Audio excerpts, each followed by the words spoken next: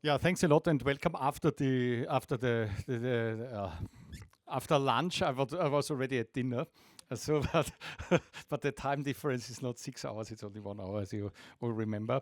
Yeah, thanks for coming to the presentation of Loire. And actually, as you all know, I just joined in October, so most of the part happened, of course, in the Gaia-X lab team before I came. So I had the happy position to take over an almost finished Loire release. So I leave all the technical details and all the bugs and the bug fixing to the CTO team, to the Gaia-X lab team, and I earn the praise. Isn't that what you are supposed to do? And I have actually, yeah, Pierre. Unfortunately, Pierre was carried away. You know, from the in at the main stage, he was so audacious to put on this white T-shirt, Gaia-X, and then help me. So I'm not doing that because you will be dragged away. And I don't know. I think he's installing a PC or something like that. Yeah, don't laugh. Ivan has been doing that until fixing a printer. Yeah, I think that's qualify him. Yeah, thanks a lot. So I will hand over. Before I hand over, I have one actually a question or a task which we cannot resolve now, or maybe also not tomorrow. You remember, of course, all the first release. You remember Loire. You remember the name of the next release, and what we are looking for. No, but it's still a river. What we don't know, in many respects, is what will come after Danube, both in terms of name, both in terms of what will we include. The PRC doesn't know anything about what we'll include. We have the road mapping exercise. So please, I want you to solve at least the naming problem. So that is always good for if you go for adoption marketing. If you can have a name, yeah, this is we are gonna put that. Evan is gonna put that and the team into the, and I need a name for that. If I always talk about the release after Danube, which I need a name, please. There is no price, but you get eternally recognized and fame, and you get a Gaia-X Can I Help You t-shirt for free. Thanks a lot. Please, Evan. I think at the Tech Theater, I need, for me, it's a synchronization. Very much appreciated. Thanks, Evan. Thank you very much, Christoph. For those who missed me this morning, I'm Evan Gava. I'm technical lead for the CTO team and for the lab team at Gaia-X. And we'll see all together what we have in the Loire release, the V2. So a nice picture of the Loire. All the releases are named after a river or whatever. The first one was Elbe. The second one was Tagus. Third one is Loire, and the upcoming is Danube. And you have a task to find the next one. But good luck, because the Danube is quite unifying Europe, so you will need to find something nice. What will we see today? So an overview of the specifications, the technical changes, and some open discussions, because we have time. So it's already a good moment to give feedback and inform us of what you were expecting, what you expect, and what displeases you. Okay, so what's in the Loire release? Well, quite a lot in the end, even if the architecture itself did not change that much. That's our second production-ready version. We implemented the compliance document 2406, the architecture document 2404, the ICAM 2407, identity, credential, and access management document. We are way ahead of Tagus in terms of what was implemented. You have proper validation of the compliance rules, meaning that in Tagus, when you wanted to have a nice service label, you were putting, I'm compliant with P11, P112, P113, and at the end you were gaining a nice compliance certificate. That won't be the case with Loire. And also, it's the first time we align with the Gaia-X ontology. So we have a working group that is called the Service Characteristics Working Group. They have been working on creating an ontology, literally a dictionary, a language to describe participants, services, data centers, VMs, everything that you might want to describe in the Gaia-X ecosystem. They worked on it and they described it. They did it using LinkML, and Vincent's presentation tomorrow will explain deeper how they do it, how is it automated, and what do we do with the results shapes, schemas. Compliance document. Well, it's in the end the easiest one to understand. It's created by the Policy Rules Committee. They work in sprints, 3 weeks if I'm not wrong. They translate the EU values, the transparency, the openness, the fairness, the directives into, let's say, understandable criteria, at least understandable for normal people.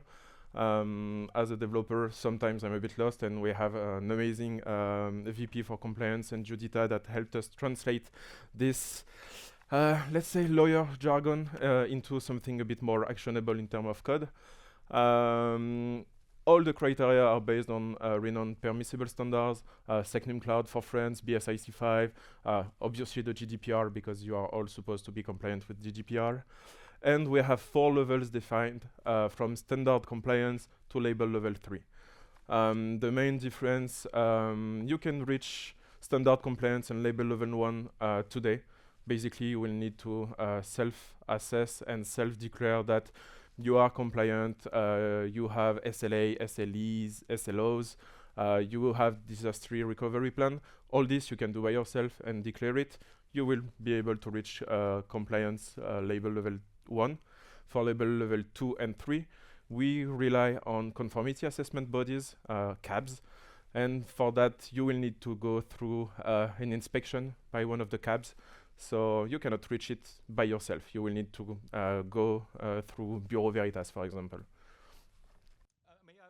May I interrupt you shortly? Because there is a future of the compliance document, and which will require us to put always Gaia-X standard compliance and Gaia-X label level 1 or so before that, because we are right now also in the PRC working on internationalization of the compliance documents, because these are typically European rules, but if you want to automate the trade corridor between the UK and Kenya. No one cares about EIDAS certificates. No one is in the European Union about our trust anchor. So you would have to include the KRA, the Kenyan Revenue Authorities, the finance ministry basically, as a trust anchor. So how to do that, also for Japan and Korea and India, how to do it will be the next iteration. So then there is a possibility, and we have not solved it, how to name that. Then maybe there are several Gaia-X European compliance documents, Gaia-X Japan trade corridor. We have not solved it yet, but that is upcoming, that we will allow different compliance documents to be the basis. Yeah, please. Why is it still completely hierarchical and not modular? Because that is the Loire release, and the next release will incorporate the modular thing. Yeah, it was just we wanted to get started, and the cloud service providers wanted to have something. And for European Union, it will stay 1, 2, 3 in that order. It is 1, 2, 3 right now. And the evolution, if you modularize it, it is also a possibility that the Policy and Rules Committee decides to further evolve that schema into a modularized schema. Because we also in Europe, we have domains. And maybe the space things, exactly. This is why the modularization goes beyond just Europe or Korea or Kenya. It also will recognize domains. Yeah. Here's a quick overview of the compliance document, the translation. That's the process I mentioned earlier. So basically, that's what was described by the Policy Rules Committee. The provider shall have an option for each legally binding act to be governed by EU, EEA, member state law. Okay, good. What do I do with that? Honestly, super nice, but what do I do with that? That's the moment we translate it. We will check that for each service offering, a service offering being a service, you have at least one legally binding act, so a document that is governed by an EEA country in the governing law countries. And this makes the link between the high-level criteria and the ontology. The fields that are mentioned here, service offering, legally binding act, everything is in the ontology. And as you might see, it's implemented in a filter, and that's it, easy. And that's what the lab has been doing for the whole summer, taking the criteria, translating them, and implementing them. When I arrived, I was, of course, looking at that, and I was asking the team, who was doing that work which is associated with the arrow. And because in normal IT projects, you have kind of the idea that this is kind of the business analyst, something like that. So you have one role, maybe one or two people. How many people do you know? How many people have really contributed or have been necessary to move from that document to such an ontology, to the ontology representation and to that? How many people, which equals how many roles? What do you think? Theory is one. That was 4. It was actually 4, and it was a collaboration. Maybe you have seen the presentation in the plenary. But Evan was needed. Judita was needed. The team was needed, and also Irene from the compliance team was needed in order to make these legal, you rightfully called it legal thingies and formulations translatable into code. So it was not a kind of a waterfall approach, and you have one person doing that, but this was taking what, 3 months, all the summer months? Something 2. like that. Let's say 2. Let's do 2. Yeah, Yeah. Let's brag a bit. And we say have 2. to sell. We have to do a little bit of 1 month and a half. 10 days. Yeah. I would make it longer. Yeah, thank you. But it is really, this is, if you use the compliance service, this is the work, actually this is then the member benefit you get out of that. Because the other thing is you would have to do that yourself. Also the complexity of managing the process. Yeah. Please. Service offering, is that basically the representation of, let's say, a data space? So would it mean that a data space always is tied to yeah. So my question is the data space always tied to a legally binding document that underlines the data space, and as such, I assume, or who is the authority in that data space? Well, the data space authority, per specification, the authority of the data space is the data space authority. And indeed, for services that are directly provided by the data space authority, they will need to describe their services and have legal documents and have a disaster recovery plan and all this to reach compliance, indeed. There is an extra section in the compliance document, and the criteria start all with D. D11 for, I don't know, data, I think. Yeah, it's P for provider and D for data, yes. And PA for participant, but you will need to come up in 2025 to see that. No, really, it's not. If I think this through, then I'm thinking if I like have a service offering later, then I essentially have to like figure out which legally binding acts are applying to that service offering, and I need to name them all. And then they will be like going through this, and then they will be there in code. But then we will have a declaration which legal documents I think as the person or the entity who offers the service are linked to that service offering. It's not yet, of course, about like if it's actually fulfilling those rules. That's probably like a different thing. But also like how do I know? Like, I mean, it's pretty easy to say, yeah, okay, it's GDPR probably if we have some sort of data, but like there's hundreds of already European laws, and then they have like the specific ones in the European countries and everything. And that's the next one. Great. Perfect. Thank you for the introduction of the next slide. Indeed, just going through the criteria and looking at them might be a bit overwhelming.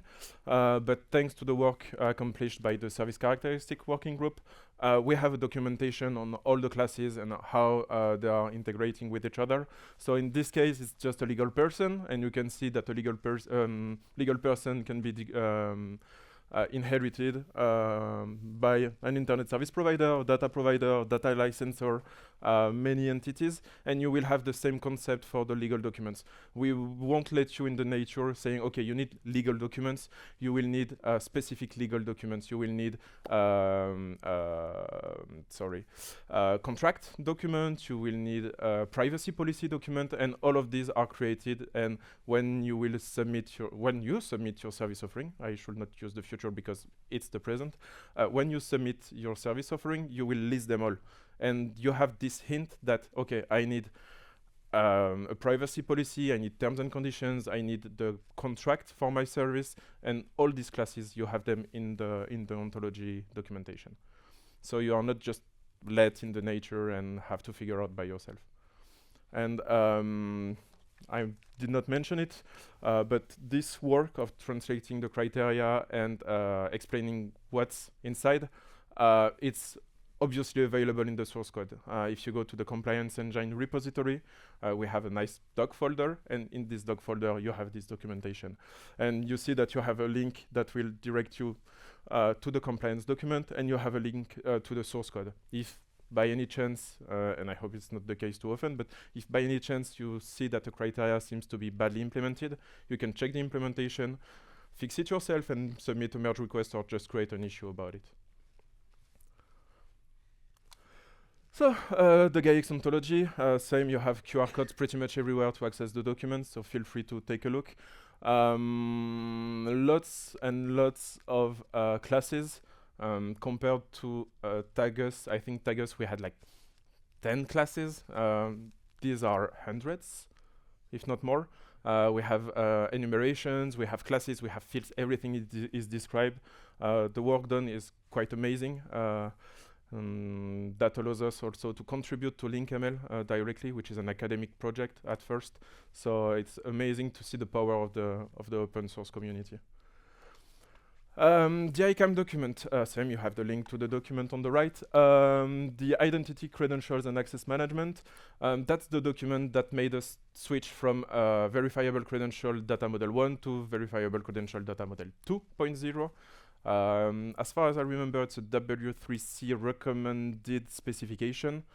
So not an official specification, but they are on the verge of publishing it as a standard. That's also the switch from the original signature process that we had, which was an embedded proof, which is now an enveloped proof, meaning that instead of taking your verifiable credential, serializing it, canonizing it, doing some hash, and then signing it and putting back the signature inside your credential, now you just take your credential, you throw it to Jose, and Jose will do the job and give you a JOT token. And that's it, that's your credential. The only thing is that you will need to declare two headers, ISS, which is your issuer DID, and key ID that allows everyone to identify which verification method of your DID you should use, they should use to validate, because you can have several verification methods in your DID. We also added in this version of the specifications OpenID for VCI and OpenID for VP. We have a presentation about that. So it's included as a proof of concept. We are working closely with the OpenID Foundation to limit the edge cases and verify that our implementation is conform to the specifications, because OpenID for VCI and OpenID for VP, they are just extensions of the OpenID protocol, meaning that you can do a lot, and is everything matching the original specifications. That's a lot of work to check, so we are working with the foundation for that. The technical changes, and okay, put your seatbelt on, let's go. So Loire uses the latest VC data model 2.0, which means we finally have a media type to exchange credentials. You have application/VP and application/VC, and you can then append how it's encoded, what language you use to represent, and what is the signature. For example, you can have application VC plus JSON-LD plus JOT that represents a verifiable credential created using JSON-LD, and that is encoded using VCJOT specification, assigned using VCJOT specification. And yeah, that's finally something official. It's registered at the IANA, so you can start using them. We have two new fields that are valid from and valid until, to limit the validity in time, meaning that today you can issue a credential for tomorrow that will last for 5 minutes tomorrow, and everyone should respect these dates if they are present in the credential, but they may be absent. You can have credentials that are without validity, well, without expiration at least. They also worked a lot on, if you are familiar with the X509 architecture, you might know OCSP, which allows you to have a server you can interrogate to check that a certificate is indeed not revoked. Well, they worked on this with the bitstring status list. allowing you to run a service that will tell everyone if your credential is still valid or not, or if it was revoked. Right now, it's not exploited in the compliance engine. That might be something we do in the near future. We are just basing ourselves on the validity field and on the signature right now. But yeah, they added it in the specifications, which is quite amazing. If you don't know, the X509 specification is removing OCSP from the specifications because they noticed that it creates a lot of internet traffic for not that much of an impact. So yeah, we are losing OCSP in the near future. And it's also due to the fact that certificates are more and more short-lived. If you take the Let's Encrypt certificate, they are 90 days and that's it, they are gone. And as everyone is switching to this kind of certificates, because it's super cumbersome to renew your certificate every year and ask your authority, that might be one of the reasons they are removing OCSP. And something a bit stupid but super amazing, they finally added the name and description field, meaning that when you have a verifiable credential, you can finally put a nice human readable name and a description of what is your credential. And this is in the specs. You don't have to extend the specs anymore to do so. So yeah, quite amazing. The signature mechanism, that's probably one of the biggest part of what we had to do in this release. As I said, Tagus was using embedded proof. The fact is that it was really prone to error. So you were taking your verifiable credential, you were doing an expansion, meaning that you were taking all fields and expanding the context to have the proper name, field name. Then you were doing a canonization using your DNA 2015. Then you were hashing it using SHA-256, concatenating the proof and the body, and putting signing the two SHA-256, and then finally putting this back in your original VC. Honestly, a nightmare. We've been providing a library to do so because it was horrendous to do. And also let's say that the specifications and the tests around were sufficiently not tight enough to allow us to have two versions that were working with the specs but giving different results. So we were handling two ways of signing credentials in Tagus. It's not the case anymore with Loire. Thanks to the amazing JSON web tokens, now you just take your credential, you push it in Jose, you get a JOT, and that's it. It's done. And the amazing thing, as I said this morning, is that if you don't trust an issuer, if you want to refuse every credential from an issuer, you just have to take a look at the headers of each VC you receive, and you can just exclude it. You don't even have to check the signature. You don't even have to marshal anything. The headers, they are base 64 encoded, so you can work on them directly without any problem, and it's amazing. Obviously, it's broadly used. You are using JOT without even knowing. When you log on Google, when you log on GitLab, you are using JOTs. It's supported in all languages, I think. Maybe not in Brainfuck, but otherwise, I think it's supported everywhere. You have Jose implementation in Rust, in Golang, in Java, JavaScript, TypeScript, everywhere. So basically, you don't have to do anything to start using JOTs. We don't have anymore this cumbersome serialization, and then you needed to expand, go back. Honestly, it was a nightmare. Now you just take the credential and that's it.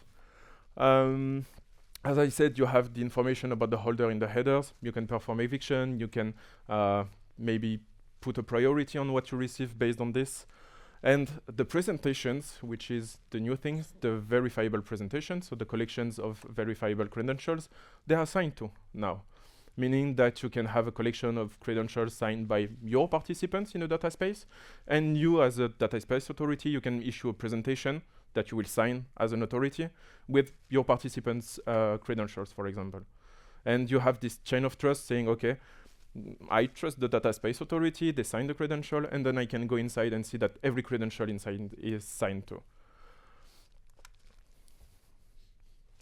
Okay, well, that's maybe the sad part about using JOTs is that you had credentials that were quite human readable. If you are not capable of converting base 64 to text in your mind, you will have to use tools. This is jot.io, which is quite used in the world, to translate, unfortunately, the base 64 into something readable. So as you can see, key ID, issuer, and the key algorithm in the headers, and then in the payload, it's just my credential. There is no other transformation performed. And obviously, I have a signature at the end of my credential to validate it. Presentations. So if it was not obfuscated enough with the credentials, the presentations are signed. So you will have a JOT. And inside this token, you will have other tokens, meaning that I had a nice presentation, and now I have another VC, another JOT inside my presentation that I need to extract and see if I want or not. That's the cumbersome part, to be honest. You have to do it for each credential inside the presentation, but as always, you can still evict a credential you don't want to check or verify. Okay, any questions so far? Did I lost everyone? Everyone is sleeping. That's it. Okay. The idea of the association is to not be a single point of failure. That's the reason we are relying on cloud providers to host the clearinghouses. They have the experience. They know how to run services 24/7. We don't want to be a single point of failure by not being able to provide you the shapes, the schemas, and everything. So that's the reason we've decided to go to IPFS, so Interplanetary File System, to use as a backend to distribute our deliverables. Meaning that using a scheme that is train-like, if you know a bit XFSC, you might be familiar with train. We are using DNS records to point on IPFS CIDs, content IDs, and you can just go on the IPFS network and get the documents. And as long as they are pinned, well, they are available on the network and you can access them. And even if the registry is down for whatever reason, even if all the clearing houses are down because of a nuclear fallout, well, you will still have access to the deliverables. And yeah, we are creating some nice redundancy and decoupling a bit the registry from the association. In Tagus, we were using GitLab as a backend. So basically the registry was doing a few HTTP calls to GitLab. So yeah, clearly in terms of architecture, it's a bit better. Just a tiny bit better. Yeah, I have to step in a little bit because some of you know that I have a DLT background or hobby. And of course, implementing something like the Gaia-X registry would be one of the prime sweet spots of any distributed ledger technology. Of course, you know that there are Hyperledger India and is implementing something similar, so that we don't know the future evolution of the registry, but one of the things that we could explore, at least from my perspective, and maybe we put a token on it, a Gaia-X token, and then only the tech guys get rich because we will need mining very early, but this is unofficial. So maybe that would be a sweet spot for DLTs, but this is completely not planned yet. Maybe it goes into the road mapping exercise. Klaus has been talking, so, but this could be like Gaia-X 2.0 or 3.0 ideas. So if someone wants to contribute on these far-reaching things, because if you have ecosystems, then normally you have, Ivan mentioned that the Data Space Governance Authority, and you do not want to have a single authority doing that. The IDSA reference architecture model was focusing on a single trust anchor, more or less. But in a decentralized setting, you want to trust different parties in a very reliable way, also technology-wise, and this is decentralized ledger technology, obviously. But yeah, so maybe that, we will see that in the midterm future, not next year. Or? Maybe on the weekends. Yeah, no. Well, depends if you have and the holidays. coin is also not. We did not talk about any Gaia-X tokens with anyone, especially the board of directors might be too far advanced if we rushed it. Another thing before moving forward, Arthur did tech deep dive on IPFS, how we do the pinning, how we generate the trust anchor list and everything. So feel free to take a look at our YouTube channel. all the tech deep dives, all the presentations today, tomorrow, from the previous events, they are all on YouTube, so feel free to take a look also at our YouTube channel. Yeah, oh wow, I've put how we do the pinning. So yeah, basically we have a pinning service that is basically some Nest.js component that takes documents, compute their CID, which is basically a checksum, and if at change, it pushes some DNS record changes into an octo DNS, and yeah, that's it. It's pinned, and it serves as a content delivery, obviously. We are pushing the results of the service characteristics ontology in this pinning service. We have trusted issuers. I would say something stupid. I don't remember. It's the this EPC format. Yeah, something like this. Yeah. Basically, if you are familiar with the Etsy lists. We provide the list of trusting anchors in the Gaia-X ecosystem in this format, and it's signed by the association, so that's the trusted anchors of the association. And that's a model that is extensible to pretty much any organization willing to do so, because it's based on X509 certificates. So yeah, you can just add a new certificate and you have a new trusted anchor. Easy. Yeah, that's pretty much it. The specifications. If I remember well, it's in the architecture document, and you have an explanation what the DNS records look like. So yeah, if you are familiar with Train, you will see similarities, and it's on purpose. Other changes. To be honest, we've been working on this release for quite a few months now. We've tried to integrate as many changes as possible because it was a major release. We were able to do major breaking changes. So aside of all these features using the ontology, using filters to perform the tests, we've also bumped all the components to the latest version of Nest.js, meaning that we have a little bit less critical vulnerabilities in the software, which is amazing.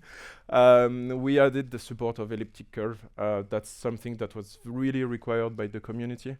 Now using Jose, we're able to support normal RSA key and EC keys, even if almost all the major certificate providers are still using RSA. We are shifting little bit by little bit to elliptic curve certificates. ADAS requires elliptic curve certificates, so we are ready for it now. So we have a lot of security fixes integrated. It's a bit on the side, but we've enabled the vulnerability scanning and tracking in GitLab on all projects, meaning that now we are aware when a critical vulnerability is created. We have a Sonar Cube running in the back to assert the code quality. And in the compliance engine, we've added something that was requested by the community long ago, which is some Prometheus support, meaning that you are now able to get metrics from your compliance instance. And yeah, it took a bit of time, but we are waiting for feedback whether we need to enable this in the registry and in the notary. Given they're not performing that many calculations, maybe it's not useful. We will wait for feedback from the clearinghouse providers and from the community to know if we just enable it or not, and what are the good metrics to add, because just senseless metrics are not good. I don't know if I did it. Yeah, perfect. So you can clearly see the day that we've enabled the vulnerability scanning, and you can clearly see that the same week we've pretty much cleaned everything. So as per was last Friday, we had 4 high vulnerabilities, 8 medium, and no low and no critical. And for the 4 high, we are waiting for fixes from upstream. So yeah, we are now taking a great look at what's happening in the source code, which should reassure a bit also the clearinghouse providers to host software that is not like a Gruyere cheese with holes everywhere. And finally, we have this amazing Gaia-X Academy. The work on it has started again. We are working on new courses. This presentation about Loire, what are the changes, is going to be published just after. Well, it's published. Okay, perfect. So if you want to take closer look at what I said, and before the videos are coming out, you have the course on the Academy. You have, I think, 6 courses available if you're not a member, 10 if you are a member. We also have a course update on how to deploy a clearinghouse that will go out very soon.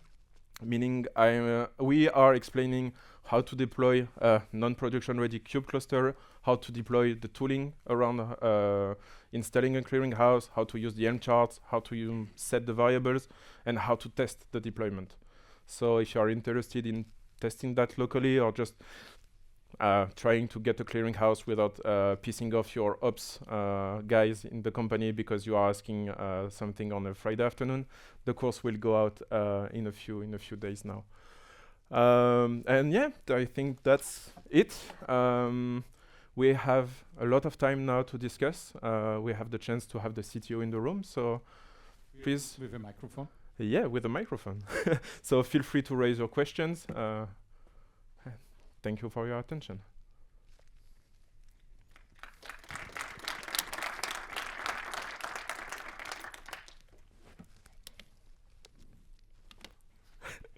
Wow.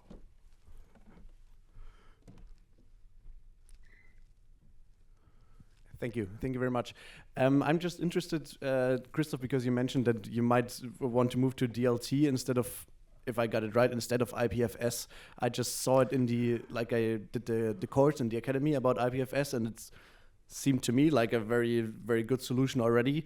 What advantages do you hope for if you move it into a more DLT direction? Yeah, IPFS is for storing, and the DLT is for consensus. Yeah, the idea is that right now we, as the lab team, have the hands on who are the trusted anchors. Well, it's public, it's very transparent, it's on GitLab, you can see who modified what and when. You can still rewrite the history, but that's something else. But right now we have the power to add or remove a trusted anchor, and the aim is obviously to give the members this power, which is kind of a more democratic way to do it. There is one thing I got feedback from some community members that, of course, open source community projects are not so centralized. They are centralized in the beginning, but when they evolve, you have, of course, a larger group of committers, and not just Eva and Yasir, the Vincent, and the lab team. So that's one of the things we want to look at as well. Of course, it needs, for getting something started also in open source, you need a critical mass of code, and you need someone to invest for the first good releases, where everyone else is then chiming in and say, okay, that's a workable thing, let's start from that, because people would not, a few only, would start developing something from scratch. I think, and I hope you would agree, that we are right now able to think in moving that to a more open source, I don't know, the Eclipse, whatever, or other process, open source community process, also for evolving the software. Because eventually the trust in the software also needs to come from a good software development process which you trust, not just the bug listing, the monitoring, not just because I can trust Evan and the lab team and myself, but also through the process. And that would be something I would look into, or we would look into 2025, which always needs, of course, some community, some membership participation. But that's how open source works, of course. And then also, of course, is the currency in which changes are prioritized then. Yeah. And I can add a bit of self-promotion, but the new website of Gaia-X just went out, and you have now a developer page at the top level of the website, and you have info on how to retrieve the projects and everything on GitLab, and what is the semantic release we use, what are the conventional commits, and a bit of a kickstart to start taking a look at the source code. So even if it's not an Eclipse project, we still are open source. You have access to GitLab. You can open merge requests. You can open issues. So yeah, feel free to take a look, and do not just trust me, trust the code. And I did not even specify it, but when we release the software, we are using semantic release to perform the releases, create changelog, have a Slack message saying, okay, here is the changelog. But we are also signing the containers that we are providing to everyone. We are using cosign that has like a public list of what was signed and by whom. So all the containers we provide are signed using cosign, and we also provide in the Helm charts the Kyverno policy that enforces that the container is signed. The Docker image is signed. So if you are deploying and you have Kyverno on your cluster, it's already enforced. And you don't have to trust us, you can just trust the fact that it's signed. And should I tease a bit? Yeah, I should tease a bit. On top of this container signature, some of you might be aware of trusted enclave execution, SGX2. We are also working on providing some Gramine version of the compliance engine, meaning that the compliance engine will run in an enclave on the CPU, so hardware.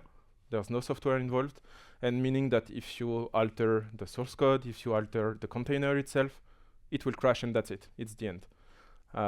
That's next level. Obviously requires a lot of investment and time because these technologies are quite new, let's say, and time consuming, but that's the next step. You won't even have to trust the clearinghouse provider. You will have a proof by the CPU that the software running was signed and was not altered. So it's the upcoming steps. I will be working on that as soon as the summit is done. But yeah, the aim is to use like renowned trust anchors, and I guess that Intel is quite renowned as a trust anchor to sign the software. Any further questions, discussion items, observations? We also take feedback.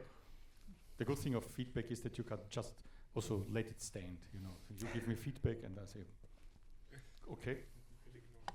No, it's not ignore. You can stand it as it is.